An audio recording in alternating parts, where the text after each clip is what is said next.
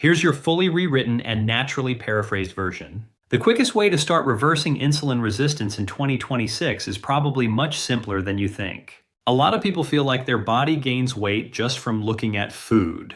I know that feeling personally, and I've seen it constantly with people struggling to lose weight. The workouts and cardio routines that used to work years ago suddenly stop giving results. Your focus feels off, your brain feels foggy, and by the middle of the day, your energy crashes so hard that all you want to do is lie down and sleep. I've watched this happen over and over with people coming through NanoNexus science, and my own mother was dealing with the exact same issues. Her energy was low, the weight kept increasing, and her blood sugar numbers were getting worse. Eventually, we took her to an endocrinologist, and the recommendation was straightforward. Either follow a strict keto diet or start taking Ozempic. Instead of immediately going down that road, I decided to approach the problem differently. I used 5 powerful insulin control strategies that completely changed my mom's health. She didn't just improve her insulin resistance, she actually reversed her prediabetes, dropped around 40 pounds, and dramatically improved her metabolic health in the process. Today, I want to walk you through those same strategies, but I'm going to explain them in a much simpler and more practical way. The concepts themselves are easy to understand. The real challenge is consistently applying them in daily life. So let's get right into it. Before we jump into the first step, there's one important idea you need to fully understand, because once this clicks, managing insulin becomes far easier. This is the exact framework I use with clients regardless of their age, body type, or health condition. Think of insulin as a storage manager. Now imagine your body is like a giant library. The shelves inside that library represent your muscles, liver, and brain. The books are the carbohydrates and glucose you eat every day. Insulin acts like the librarian whose job is to organize those books and place them where they belong so your body can use them properly for energy and function.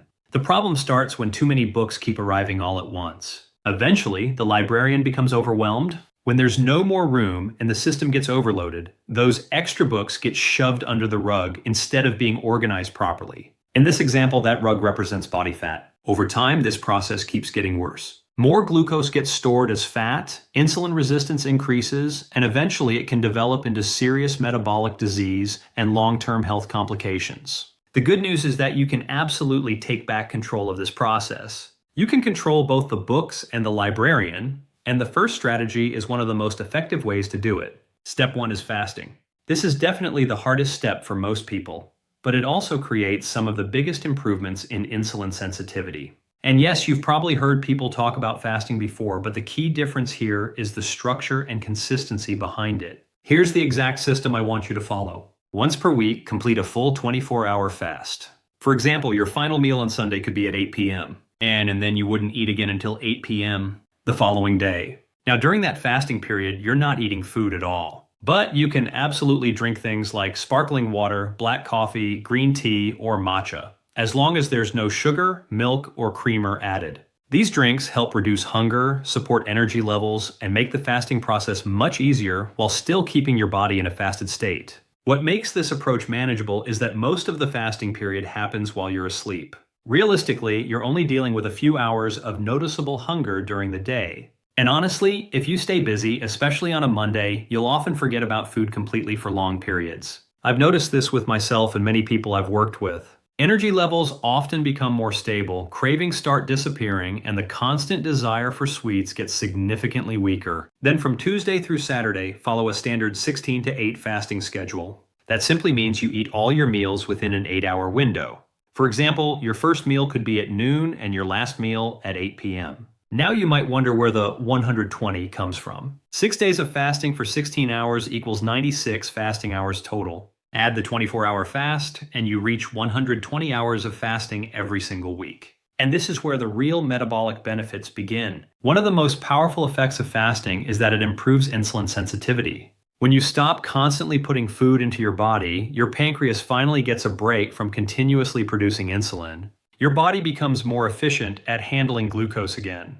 And over time, this helps reverse the cycle of insulin resistance instead of making it worse. When your body becomes insulin resistant, what's really happening is that your cells stop responding properly to insulin signals. Over time, those receptors become less sensitive, almost like they've been overwhelmed, and start ignoring the message. You can see a similar effect in everyday life. Think about eating a cookie. The first one tastes amazing. The second still feels good. By the fourth or fifth, the pleasure drops off. By the 10th, it barely even tastes enjoyable anymore.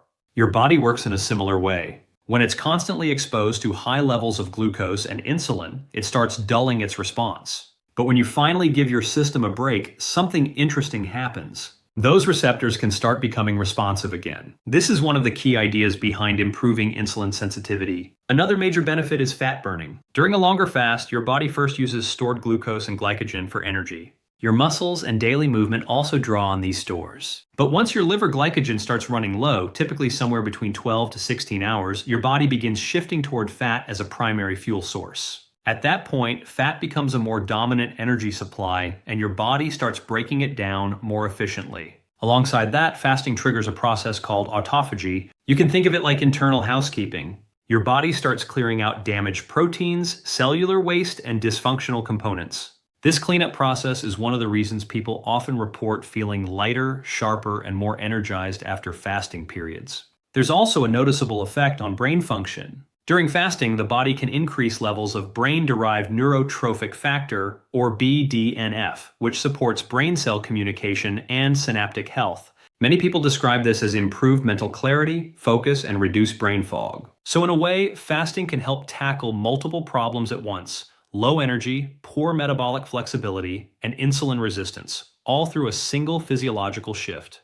Another important benefit is reduced inflammation. When you're constantly eating throughout the day, your digestive system is always active. Your stomach, intestines, and related organs are repeatedly working without rest. Fasting gives that entire system a break, which may help reduce overall inflammatory load in the body. From an evolutionary perspective, periods without food were completely normal. Early humans often went hours or even days without eating because food wasn't always available. So these metabolic switches, burning fat, improving efficiency, and shifting energy sources, are not new. They are built-in survival mechanisms. One of the most noticeable effects people report is a boost in energy and mental clarity once they adapt. Cravings often become more controlled, especially sugar cravings, and energy levels feel more stable throughout the day. Now moving into the next strategy, post-meal walking.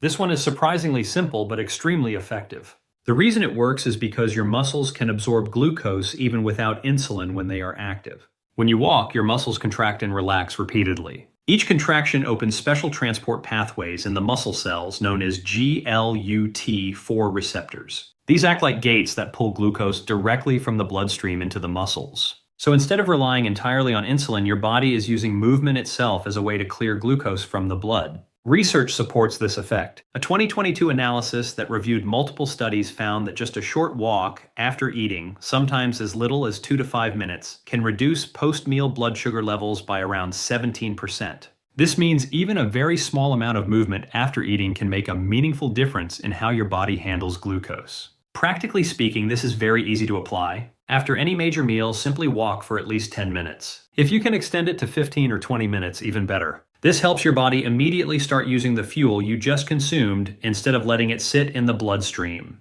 Many people notice that they feel less heavy after eating when they do this consistently. Energy also tends to feel smoother rather than spiking and crashing. Even simple real-life habits work. For example, after meals I found myself walking around casually, like when I was in Japan exploring Tokyo after eating sushi. That light movement right after eating makes a noticeable difference in how you feel afterward. Now let's move to the third strategy, which is one of the easiest yet most powerful behavioral changes you can make: the PFC system. PFC stands for protein first, fiber second, and carbohydrates last. It's not just what you eat, but the order in which you eat it that matters. To understand why this works, it helps to remember that insulin resistance exists on a spectrum. On one end, you have strong insulin sensitivity, where your body efficiently processes glucose and quickly directs it into the right places like muscle and liver. This is what you typically see in younger, healthier individuals. On the other end, when insulin resistance develops, the body becomes less efficient at handling glucose. Over time, this can progress from mild resistance to prediabetes and eventually type 2 diabetes if it continues unchecked. What's interesting is that food order alone can influence this process significantly. A study from Cornell University published in Diabetes Care examined this exact idea. They gave 2 groups of people identical meals with the same calories and macronutrients. The only difference was the order in which they ate their food. One group ate normally. The other group ate protein first, then fiber, and finally carbohydrates. The results were striking. In the first 30 minutes, the group that followed the protein-first approach had about a 29% reduction in blood glucose spikes compared to the control group. After 1 hour, the difference increased to around 37%. Even after 2 hours, there was still a noticeable improvement of about 17%.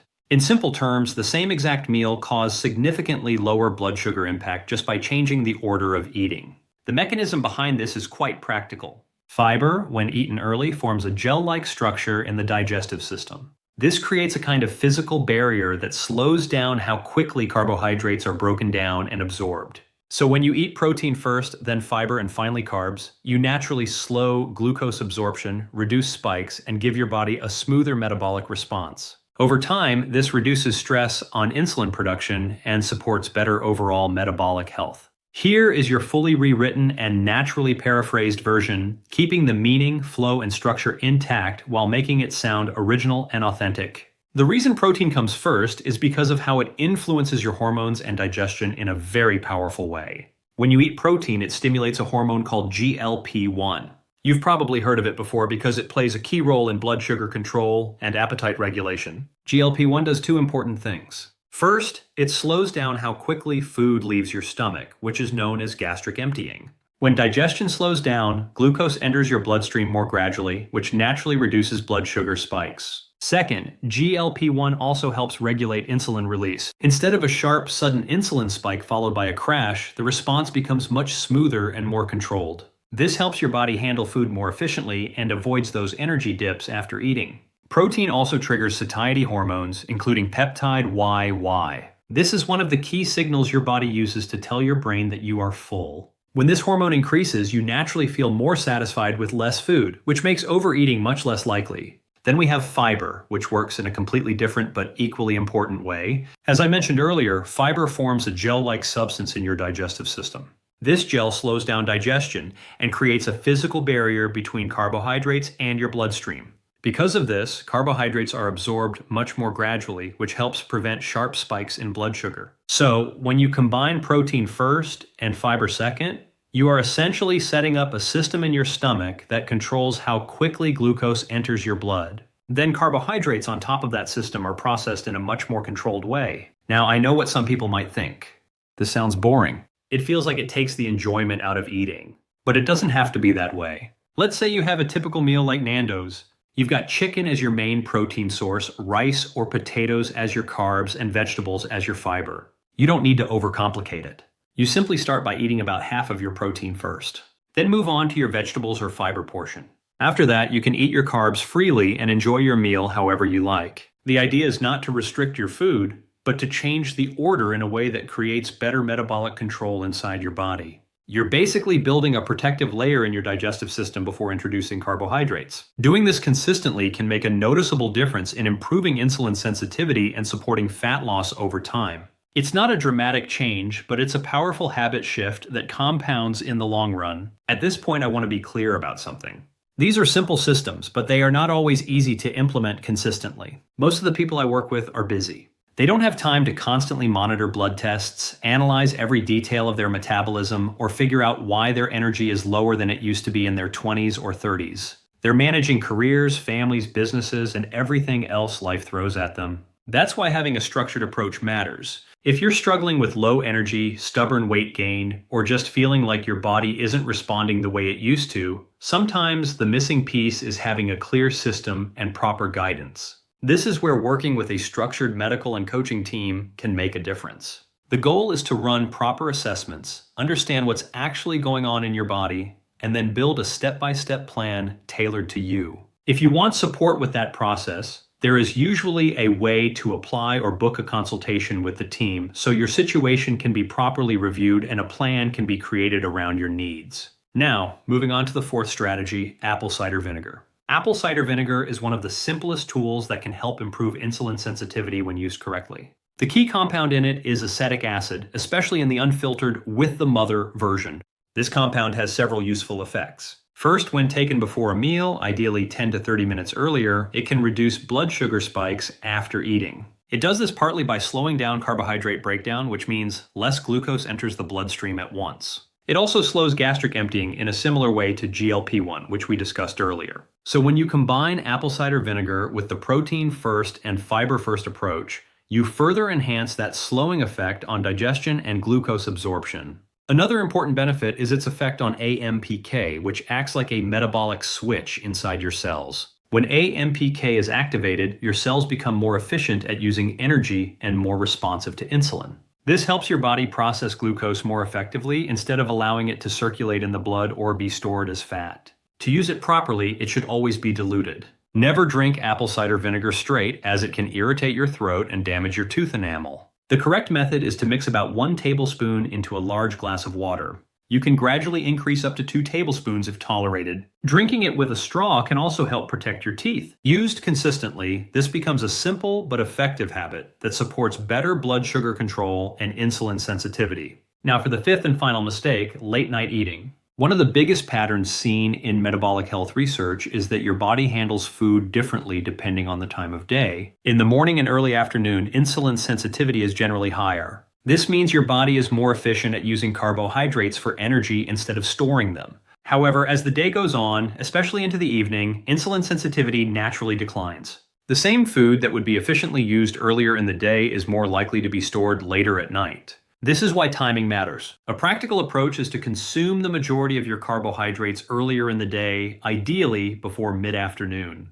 A good target is around 70% of your daily carbs before 3 p.m., and the remaining portion later in the day if needed. Even more importantly, try to avoid eating too close to bedtime. A general guideline is to finish your last meal about 3 hours before sleep. For example, if you go to bed at 10 p.m., your last meal should ideally be around 7 p.m. This helps improve digestion, supports better sleep quality, and reduces unnecessary insulin activity during the night. It also allows your body to shift more into recovery and fat utilization while you sleep. Sleep itself plays a major role in metabolic health. Better sleep supports hormone balance, including growth hormone and testosterone, and helps regulate appetite and insulin sensitivity the next day. To summarize this final system, it's about aligning your eating patterns with your body's natural rhythm. More food earlier in the day, less at night, and enough time before sleep for proper digestion. These 5 strategies together form a simple but powerful system that can significantly improve insulin sensitivity when applied consistently.